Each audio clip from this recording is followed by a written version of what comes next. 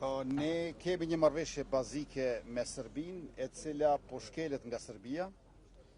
dhe natyrisht që për të normalizuar marrëdhëniet midis dy vendeve tona është e domosdoshme që ata pikë së pari t'ua dorëzojnë autoriteteve të shtetit ton, Milan Radojqićin, kryekriminalin i cili na e vrau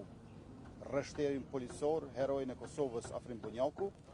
më pastaj të pranojnë të nënshkruajnë marrëveshjen bazike me aneksin e zbatimit, e njëkohësisht edhe të tërheqin atë letrën nga dhjetori i vitit 2023, kur ish kryeministja Brnabić pa të thënë që nuk respekton integritetin territorial të Kosovës. Unë besoj që normalizimi është i mundur,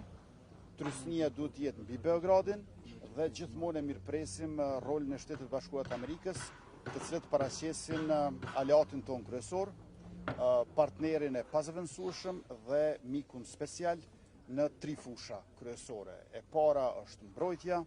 e dyta është diplomacia dhe e treta është zhvillimi.